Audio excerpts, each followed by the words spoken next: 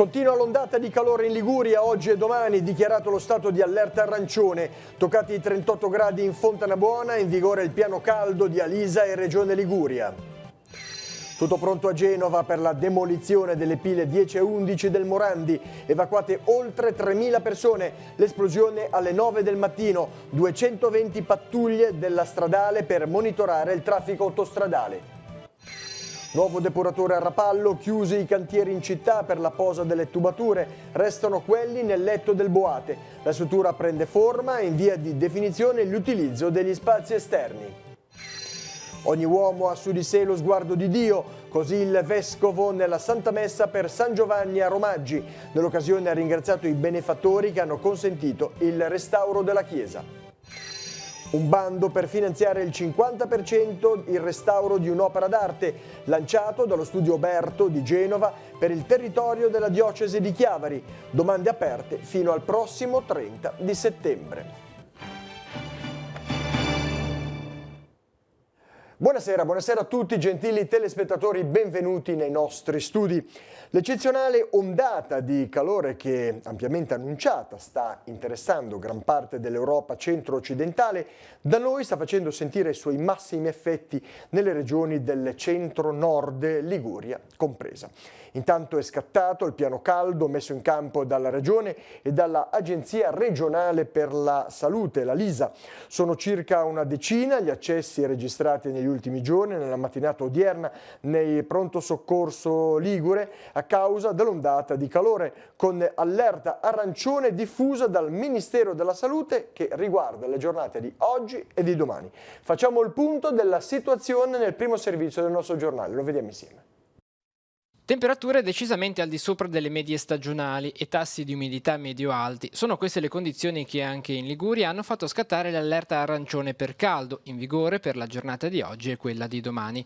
L'ondata di calore, i cui effetti si sono già fatti sentire ieri, ha portato un drastico rialzo dei valori della colonnina di mercurio, sia nelle ore notturne, 30,2 gradi registrati nella notte a Savona, sia durante il giorno, alle 11 a Pian dei Ratti in Val Fontanabuona sono stati sfiorati i 36 gradi.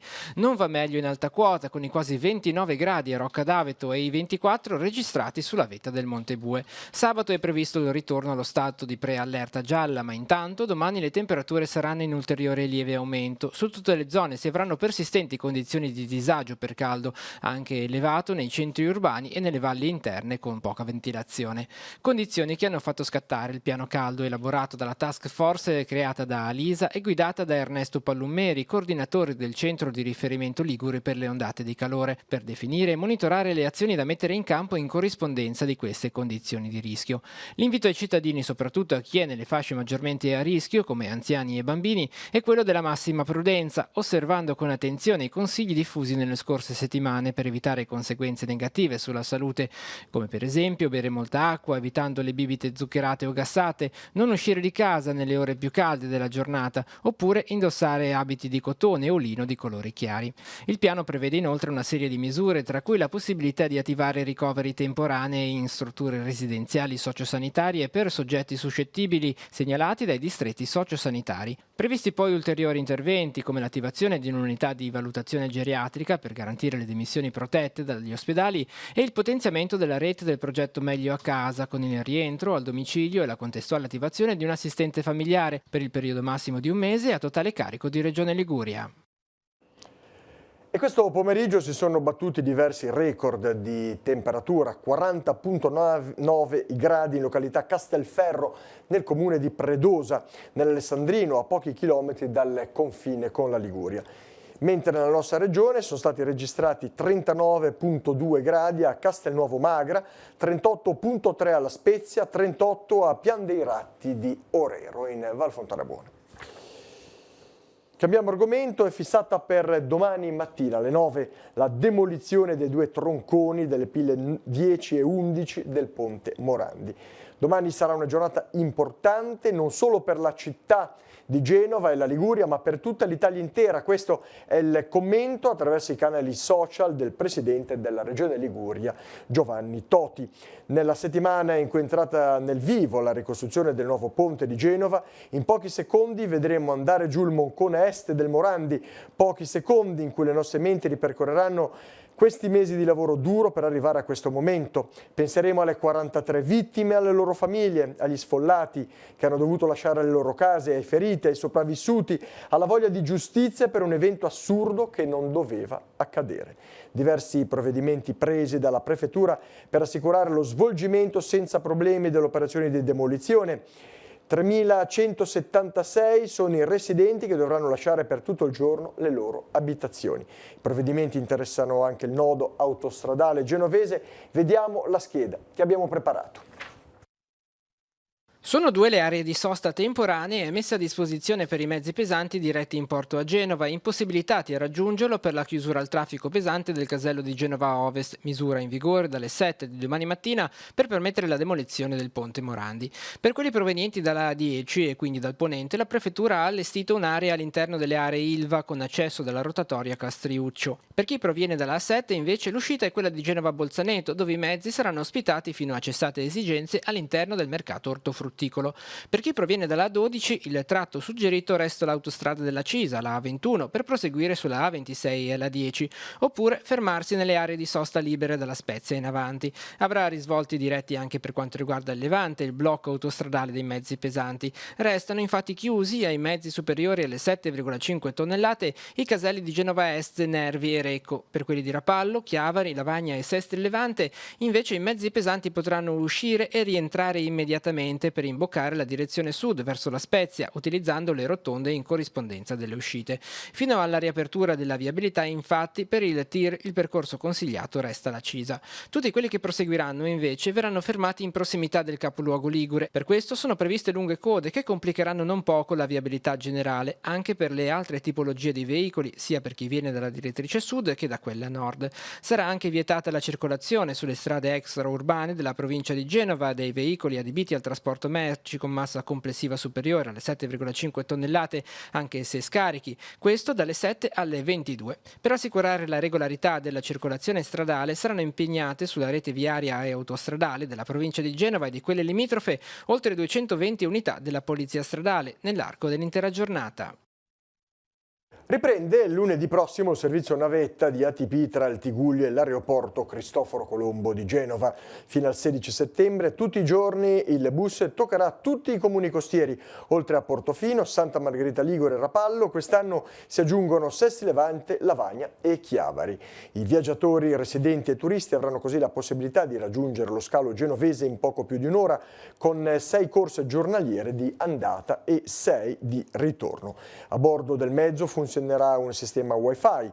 I titoli di viaggio sono acquistabili online sul sito di ATP Esercizio. Il biglietto a bordo di corsa singola, pagato proprio a bordo del mezzo, costerà 20 euro, 18 invece se si prenoterà online. I bambini sotto i 4 anni viaggeranno gratis. Lo scorso anno, nonostante il crollo del ponte Morandi, erano state trasportate 1.635 persone. È corsa contro il tempo a Rapallo per completare gli ultimi cantieri aperti in vista delle feste di luglio. Oggi si sta completando l'asfaltatura della nuova soletta del torrente San Francesco, che sarà aperta ai pedoni mentre sono stati chiusi i cantieri per la posa delle tubature del nuovo depuratore. Nei giorni scorsi una riunione con i tecnici di Iren ha fatto il punto sull'intervento. Lo vediamo insieme da Rapallo. Sono gli scavi in alveo nel torrente Boate, il senso unico in via Maggiocco, anche questo dovrebbe però sparire a breve, ad oggi gli unici 2 segni evidenti dei lavori per la posa delle tubature del nuovo depuratore a Rapallo. Se in zona Ronco i muri in cemento armato iniziano a delineare l'ingombro della struttura che sarà operativa entro la fine del prossimo anno, in città i cantieri riapriranno alla fine dell'estate con la chiusura di quelli in via Milite Ignoto, via Diaz e Rotonda Marconi. Il punto dell'intervento complessivo è stato fatto nei giorni scorsi nel corso di un tavolo di lavoro tra l'amministrazione comunale e i tecnici di Iren, realtà che sta portando avanti la realizzazione del nuovo depuratore. Abbiamo affrontato almeno 3 diverse problematiche o 3 angolazioni sul problema. Uno sono i cantieri in itinere su tutta la città che dovrebbero andare a termine entro il mese di giugno per poi riprendere in qualche aspetto nel mese di settembre. Il completamento del depuratore nella sua fase progettuale, diciamo, più grossa sarà in funzione quindi entro l'estate 2020, per poi andare a completare con tutto quello che sono le opere cosiddette di arredo, e proprio su quello l'incontro ha portato aspetti piacevoli per la città di Rapallo, perché andremo a recuperare tutta l'area al di sopra del depuratore con delle parti chiuse con uffici, spogliatoi, e una parte all'esterno dove verrà adibita a centro sportivo, e ora vedremo, stiamo proprio analizzando come fare questi aspetti. Sul fronte dei lavori a lungomare invece in queste ore si andrà a completare l'asfalto sulla nuova soletta del San Francesco. Terminato l'intervento verrà immediatamente riaperto l'accesso pedonale, cosa che permetterà la sera del 3 luglio il passaggio della processione in onore di Nostra Signora di Montallegro. Dopodiché si dovrà aspettare il collaudo per riaprire al traffico veicolare. Stiamo correndo come siamo abituati a fare sulle feste per arrivare pronti per l'1, il 2 e il 3 luglio per onorare la Nostra Signora di Montallegro, quindi dovremmo essere ormai agli sgoccioli, mancano ancora qualche aspetto burocratico, ma ci siamo. Il Comitato per la salvaguardia del territorio di Santa Margherita di Fossa Lupara critica l'amministrazione di Sesti Levante per l'acquisizione di un terreno a Ramaia per la realizzazione del depuratore. In una nota il sodalizio spiega che verrà distrutto a priori dell'ottimo terreno agricolo, ancor prima che Iren ne abbia qualche beneficio, e si consumeranno 7.780 metri quadrati di suolo per trasformarlo in cemento, senza contare che l'impianto sarà ancora più vicino alle case e al cimitero. Inoltre, denuncia al Comitato, non si sa niente della bonifica del terreno inquinato e del progetto. Il Comune, conclude la nota, si accorda con Iren, la quale, con i soldi degli utenti del servizio idrico, paga il prezzo sproporzionato di 24,4 euro al metro quadrato più le spese. L'amministrazione comunale di Santa Margherita Ligure ha deciso di confermare anche per quest'anno il servizio di pulizia del mare tramite il battello. Apprezzato sia dagli operatori che dai frequentatori delle spiagge, il servizio nasce dall'accordo con la Aonlus Guardia Costiera Ausiliaria, soggetto che ha già svolto negli anni precedenti questo servizio, e prevede 3 uscite alla settimana, mercoledì, sabato e domenica, per 7 ore giornaliere. Il battello naviga avanti e indietro lungo il tratto costiero di Santa Margherita Ligure, raccoglie i rifiuti galleggianti, li sbarca, li differenzia prima di smaltirli. Si parte sabato 29 giugno. Il servizio è stato attivato a partire dal 2015 dal Comune di Santa Margherita in collaborazione con l'Associazione degli Albergatori e con quella dei balneari. È una delle azioni messe in campo in questi anni per il miglioramento della qualità del mare e dei servizi, e che concorrono al mantenimento della bandiera blu. Sono iniziate questa mattina a Chiavari le operazioni di pulizia estiva del letto del torrente Rupinaro e dei suoi affluenti. L'intervento prevede lo sfalcio della vegetazione e l'asportazione del materiale litoide presente. I lavori sono stati definiti con modalità simili agli scorsi anni, ma con alcune variabili dettate dalla presenza di acqua nel torrente e dal tardo arrivo del caldo estivo, che hanno quindi costretto tecnici a posticipare di qualche settimana l'inizio di questi lavori, in modo tale da non vanificarne il risultato. Un incendio ha interessato parte di un appartamento in via Entella a Chiavari. Il fatto è avvenuto ieri sera in tarda serata. Le persone all'interno dell'abitazione sono state fatte evacuare. Il rogo è stato domato dai vigili del fuoco chiavaresi. Ritorna a Lavagna la pedonalizzazione serale estiva di alcune vie del centro cittadino. Da domani, 28 giugno, sino al 15 settembre, il provvedimento interesserà via Dante, Piazza della Libertà, via 20 settembre. Dalle 18:30 scatterà il divieto di sosta, mentre dalle 19 quello di circolazione. Il divieto resta in vigore fino all'1 di notte. Al fine di valorizzare la vocazione turistica del nostro comune, ha spiegato il sindaco Mangiante, ritengo sia importante agevolare il transito pedonale e anche andare incontro alle numerose richieste degli esercenti delle aree interessate. Nella giornata di venerdì, inoltre, sarà previsto il divieto di sosta nell'area merci di Piazza Cordeviola per agevolare l'eventuale circolazione di mezzi pesanti, vista la chiusura al traffico di tutti i caselli autostradali di Genova per la demolizione del ponte Morandi. E ora passiamo in diocesi. La festa di San Giovanni Battista è stata celebrata in modo particolare quest'anno a Romaggi, in Valle Fontanabuona. La comunità ha ricevuto la visita del vescovo di Chiavari, che ha celebrato la Santa Messa ricordando i benefattori che hanno consentito il restauro della chiesa. Monsignor Tanasini tornerà a Romaggi a luglio. L'idea è quella di incontrare i fedeli di tutta la zona pastorale per parlare della nuova organizzazione della vallata. Il servizio che abbiamo realizzato. Una chiesa di muri e pareti e una chiesa dove pulsa il cuore dei fedeli. Erano presenti entrambe a San Michele di Romaggi la sera della festa per San Giovanni Battista. Il vescovo ha ringraziato i benefattori che hanno voluto il restauro dell'edificio sacro. Era presente tra l'altro un nipote di Luigi Chiesa, la cui famiglia ha finanziato i lavori inaugurati 2 anni fa. La bellezza è utile per dare lode a Dio, ha spiegato il pastore della diocesi, ed è segno che c'è una comunità viva a cui sta a cuore il rapporto con il Signore. Monsignor Tanasini è quindi tornato sulla festa del Battista. Ogni uomo ha su di sé lo sguardo di Dio, ha detto. È stato così per Giovanni, il cui nome è stato suggerito dall'alto per preannunciare la sua missione, quella di annunciare Gesù e la conversione delle genti.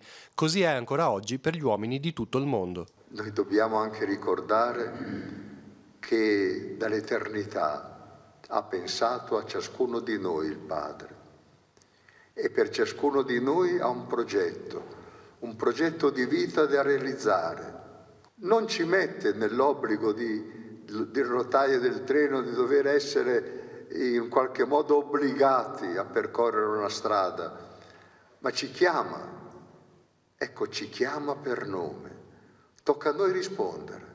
Pensiamo a questa nostra grandezza, chiamati per nome da Dio.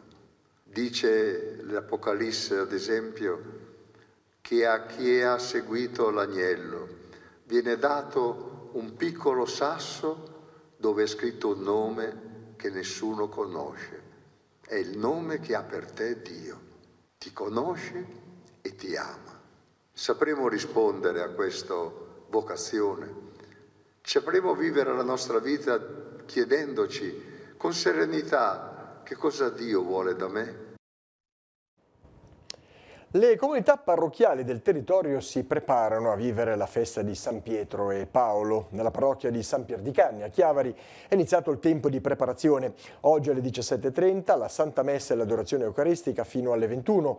Venerdì 28 giugno alle 17 Santa Messa e l'incontro per gli anziani e gli ammalati.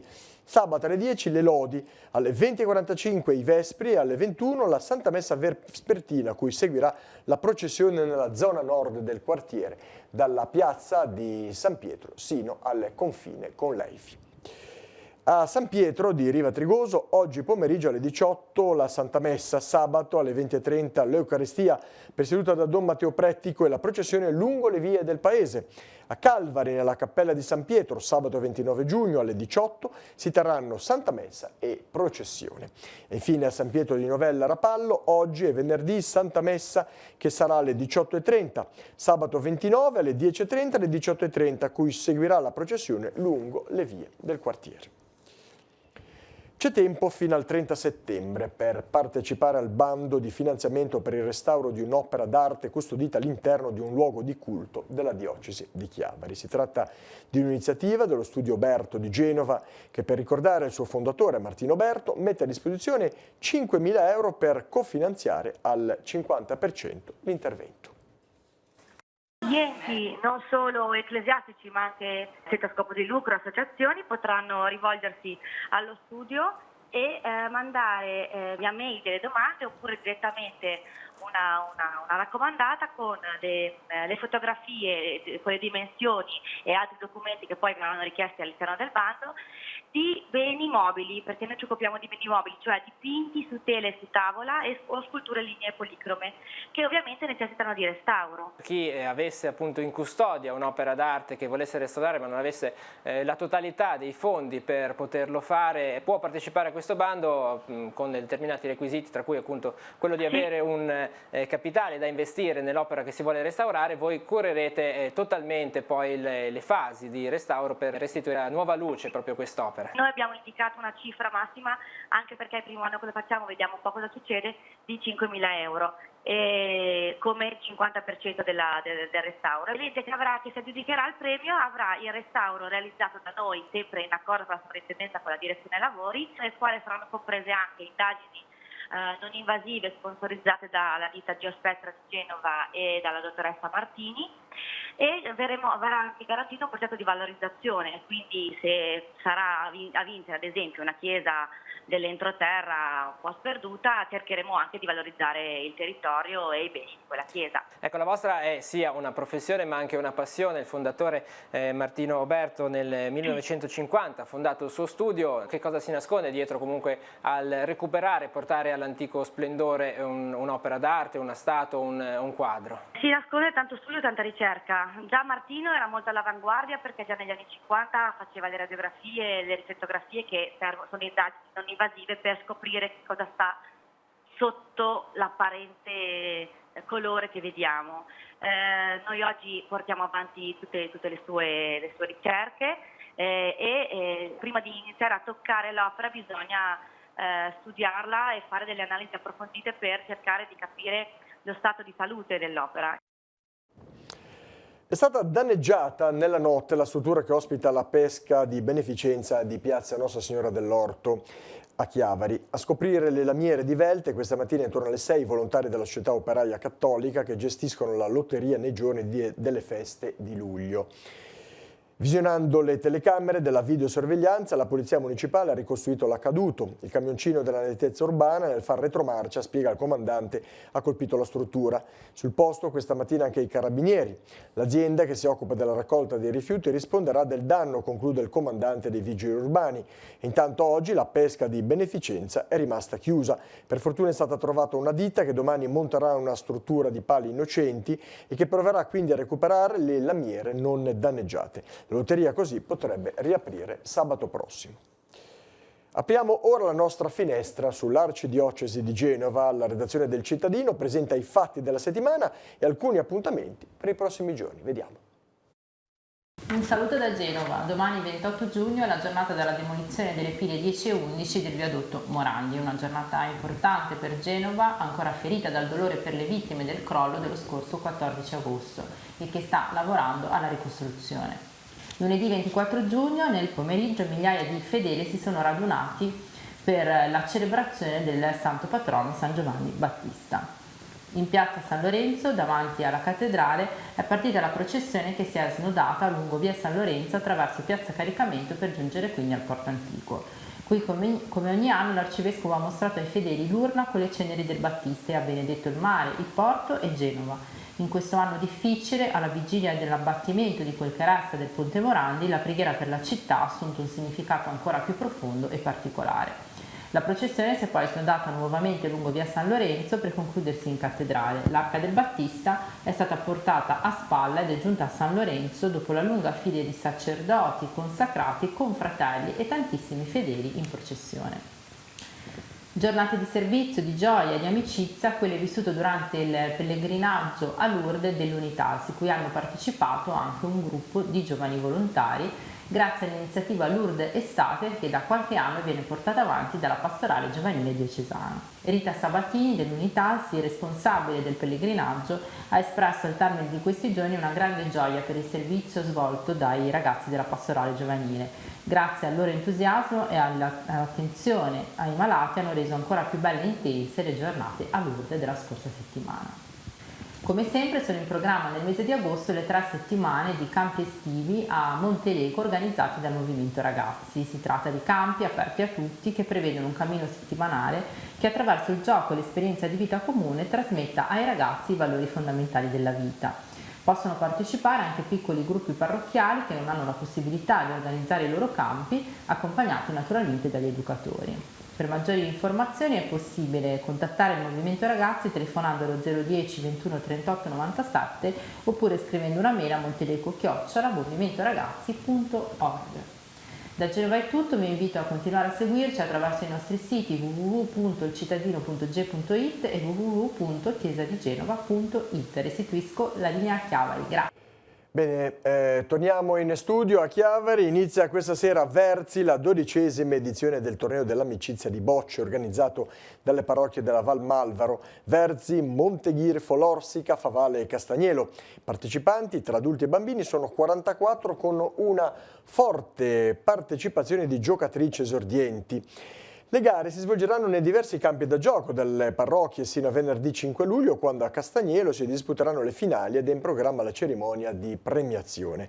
Anche quest'anno, per accrescere l'amicizia tra le persone delle varie comunità, è richiesta la partecipazione dei bambini al gioco in coppia con un adulto, in modo da favorire il tramandarsi tra le generazioni di questo gioco. L'iniziativa ha uno sfondo di solidarietà. Il ricavato delle iscrizioni sarà infatti devoluto alla sezione della Croce Rossa di Cicagna. Infine, col sostegno di alcuni generosi artigiani e aziende locali, sono stati preparati speciali premi per i vincitori.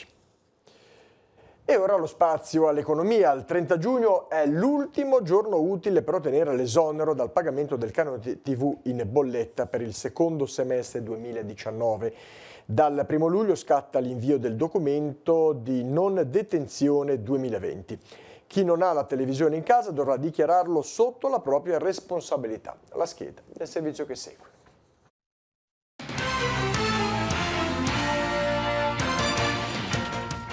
Chi invia la dichiarazione di non detenzione della TV entro il 30 giugno ottiene l'esonero per il periodo che va da luglio a dicembre. È dovuto invece il pagamento del semestre gennaio-giugno. Attenzione, la dichiarazione ha validità annuale, dunque anche chi l'ha inviata per il 2018 entro il 30 giugno, se continua a non avere la TV, dovrà presentare una nuova dichiarazione.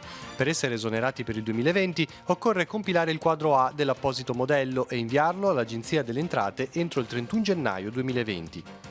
La dichiarazione sostitutiva può essere inviata via web o per posta. Chi sceglie di inviarla in via telematica dovrà registrarsi al servizio Fisco Online sul sito dell'Agenzia delle Entrate o rivolgersi a un CAF o a un professionista abilitato.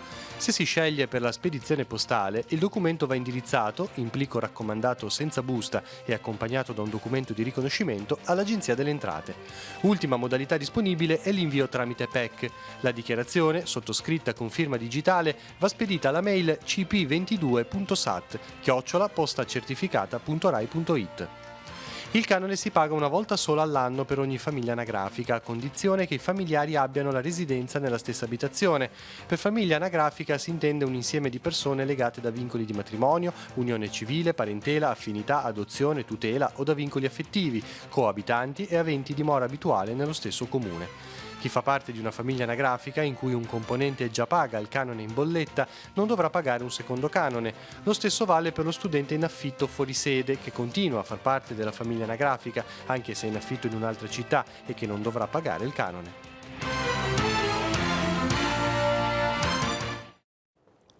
6 serate di cultura, dibattiti, intrattenimenti musicali con 33 ospiti tra scrittori, giornalisti, volti noti del panorama mediatico nazionale. È la Tiguliana Estate 2019, caffè letterario col pubblico ideato da Marco Del Pino e realizzato in collaborazione col comune di Rapallo. La kermesse avrà quale location principale il piazzale di Villa Porticciolo. Fa eccezione una serata che vedrà la manifestazione spostarsi nel cuore del centro storico, in piazza Davigo. 6 gli appuntamenti, tutti in programma nel mese di luglio, tra i relatori Bruno Morchio, Maria Masella, Gabriele Albertini, Marco Pogliani, Bruno Gambarotta, Antonio Padellaro, Gianna Schelotto, Giorgio Simonelli, Maurizio Belpietro, Gigi Moncalvo, Marco Buticchi, Anna Pettene. L'ingresso è libero al pubblico. E ora, come sempre, la scheda degli appuntamenti per la giornata di domani. La vediamo insieme.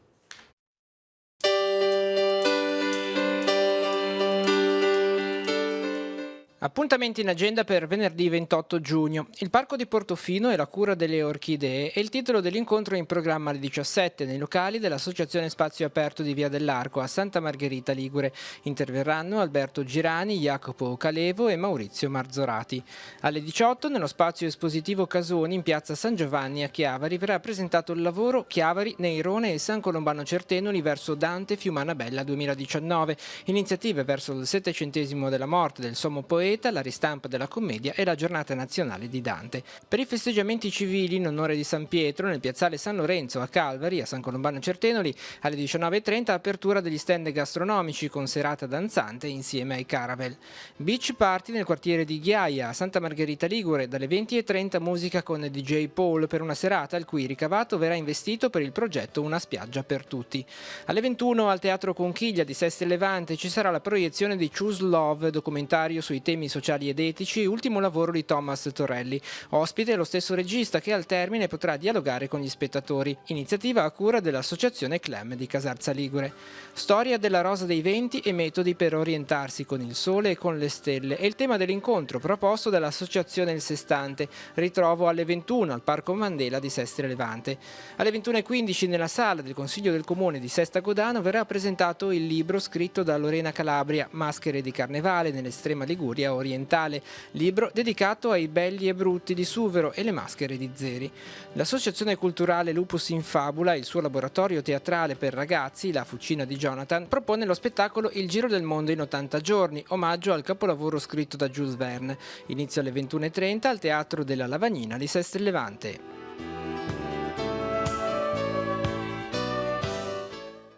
Con questo è tutto, prossimo appuntamento con l'informazione domani 12:45 con Tiguglio Oggi. Grazie per la vostra cortese attenzione, una buona serata con i programmi di Telepace, arrivederci.